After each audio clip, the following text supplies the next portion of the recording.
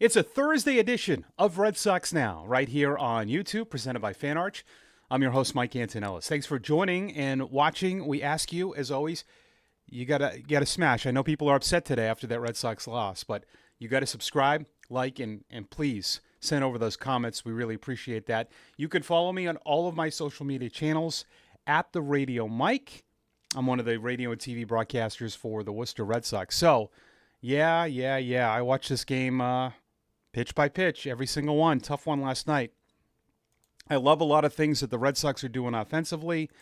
Some things are annoying me on the pitching end of it. Will Middlebrooks talked about it. Let's get to the positives first. Good game for the offense. It looks like that top three is clicking. We'll get to that. They hit more home runs. Giolito was excellent in his return, but they fell in extra innings. But Will Middlebrooks talked about it. The I'm okay. I get the theory about the fastballs, but I think it's getting a little overboard right now. All of the home runs last night were on changeups. What does that tell you? Well, I mean, Toronto's not dumb either. These teams aren't dumb either. The changeup that Santander hit out, that's his pitch. Will Middlebrooks said that. For me, Garrett Whitlock, when he's behind 2-0, he's got good enough stuff, and you need to come back in that count to me. And floating in a changeup, which is obviously not his best pitch, that's not the pitch I want against a hitter. Now, the argument is, well, you can't just lay one in there. But you did. That pitch has success to fail when the guy can't throw it. So you can't black and white every guy and say, well, in these counts, we can't do this. And I'm not saying that's what happened, but we are seeing more. We've seen this a lot in the last few years where on the obvious maybe fastball counts where they're not getting fastballs. But in that situation, that hitter who is hitting in the 170s and has struggled all night against fastballs, and when Will Middlebrooks said the changeup is one of his favorite pitches they hit, you don't throw it 2-0 to me. You gotta have a pitch to get back on the count. Whitlock cuts the ball enough that a lot of his pitches move. That was just a non-competitive pitch as I've ever seen him throw, and just not a good idea in that situation. So I think the Red Sox need to evaluate, depending on who's on the mound. If it's 2-0 with Chapman, do you want him throwing splitters? No, he throws 103. But you got to look at the situation. Santander has not been hitting. He's been struggling against fastballs. I looked it up. So I just, for me, that's not the pitch I want Whitlock to throw on that situation. Chapman looked good again, but that's a tough loss. Blowing 6-0 leads after 6 innings. Teams' records in professional baseball, all the way from A ball up, you probably win 1 out of every 30 when you're trailing 6-0, if not more. So that was disappointing, and some of that stuff on the back end.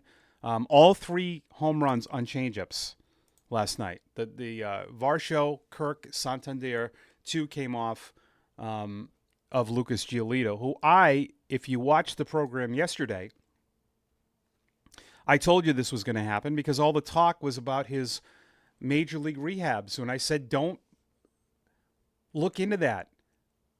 Pitchers, I don't want to say it like this, but maybe I should. They don't care about their minor league starts. They're not there to compete. Why would they? Why would you want a major league rehab guy to go out there and try to dominate a minor league start? That's not what they're doing. They don't pitch that way. You shouldn't, because there's more pressure when you're making pitches to compete. And it was pretty obvious his stuff last night was the best he had. And he's been doing this for a little bit, right? Like, he kind of knows what he's doing. James Paxton talked about this last year when he was in Worcester. I cannot compete here. I just can't. It's not. It's going to look different. And man, did it look different. I have no problem with them trying to get him through 6 innings. He got 2 outs. Then he walked Springer. I wouldn't have yanked him. 6-0 game. All right, a home run, and then another home run, but he got out of it. 6-3 after 6 innings with that bullpen is good enough. I have no problem. I know people are going to you shouldn't second guess that, because you don't expect Garrett Whitlock to give up 3 runs. So I'm okay. And I thought he was excellent. I thought the way he set up hitters, that is old school pitching. And that still works. What was one of the best pitches he used last night? His fastball. He was at 96. He was painting. There was some sequences last night that he used this fastball that I was surprised on. Let's see, the Springer at bat, the Guerrero at bat. He had Guerrero all messed up here. That's pitching. Pitching's not on the computer and saying we're not going to do this on all these. No, it's changing the eye level. It's going in. It's going up. He had that 96 down and away. And I think if this is your fifth starter, this is why I still think the Red Sox have a lot going here. Because of Crochet and Buehler and Bayo. Like, they have pitching now. And they have a good bullpen, regardless of what happened last night. They have better arms. They scored enough runs last year to win, to be in a playoff. They scored more runs in Baltimore. They were a really good offense last year. And they changed that this year. And now, if Giolito can just be a fifth starter, which a fifth starter you don't expect a ton from. That's why regardless of everything, and you want to see improvement. And I think we really are in this department. Will Middlebrooks hinted at it last night, and he didn't want to, give it away. But he said, I think there's some rumblings that Alex Bregman has been sitting down with hitters and saying, I don't like what you're doing with two strikes. I haven't either. I haven't liked this for years, this approach of 2 on, nobody out, and you lift the baseball. We've seen the Red Sox way up and down with the strikeouts. Now, they did strike out 11 times last night, but they scored 6 runs. But the approach has completely changed. And Will Middlebrooks thinks it is the influence of Alex Bregman because he can lift the ball, but his swing is different. It's on plane. He's not a big launch angle guy. But it's changing your swing with 2 strikes. It's okay to lift the ball. You notice Jarren Duran has changed his swing with 2 strikes, putting the ball in play. And what has resulted in that? And this is the stuff that's been going on forever, that all of a sudden we're trying to change. And yeah, teams are hitting more home runs. You're striking out 13 to 15 times a game, which I don't want to watch that. I mean, baseball had a problem a few years ago when it was really just homers and strikeouts in the shift, and the game was horrible to watch. It really was. And we're seeing a completely different offense with the approach change, and that is the influence of winning players, which I talked about probably back in episode 1. When you bring in an Alex Bregman and a Walker Buehler and Chapman, you're not just bringing in guys that are really good. They also have other things. Bregman's just not a great player. He's a leader. And he doesn't care about getting into someone's face. And it's not confrontational. But telling him what you're doing is not working. And I think he has an okay resume to say what I'm doing works. He's hitting .328 with 7 homers and 24 RBIs. And he's my MVP of the club right now. And it's not close. It's not even close. There's no one a close second to him right now in the club. You could say Christian Campbell or Abreu. No. Bregman is the best player on your team, and it's not close right now.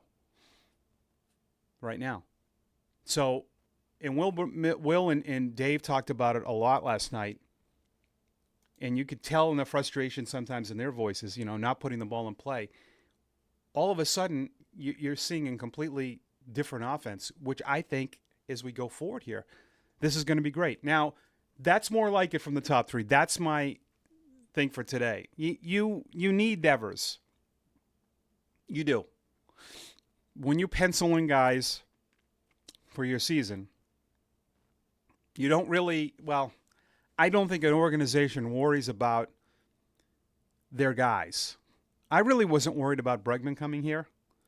Same with Toronto. They're expecting Bichette and Guerrero. Now, Santander's been bad. But I wouldn't put him in the superstar conversation. Devers is. You need him to hit. He can't hit .225, and he's been better, we know. He's been up and down. Bad start, got better, then really dipped. But he has to be one of your guys, or you have no chance because he's going to bat in the top of the order. But I kind of like that top 3. Story has struggled, we know. He's a streaky hitter, but defensively, he's still really good. But Duran, Devers, and Bregman are starting to really click, and Duran too. It takes time. We've talked about this. And we'll, at the 41 game mark, which is 25% of the season, we'll really sit down and talk about some things. Last night kind of was that all or nothing, though, again, where they got 5 hits out of their 7 from their top 3, and then the rest of the order did struggle. And that extra innings was tough. I do want to talk about extra innings. I know a lot of people are screaming and shouting, why did they walk the bases loaded? Listen, you got a runner at third, one out. You're in a bad situation to begin with. You can't just let runner at third, the chances of a ground ball could score a run. You have to play for the double play. Kirk can't run. You'll have to pitch up. So it is what it is. So that was frustrating. Let's see if the Red Sox can rebound today. We'll have a Friday edition of Red Sox Now. We'll talk all about it. So make sure to subscribe, like, comment on the channel. I'm Mike Antonellis, and thank you for watching, and enjoy your Thursday.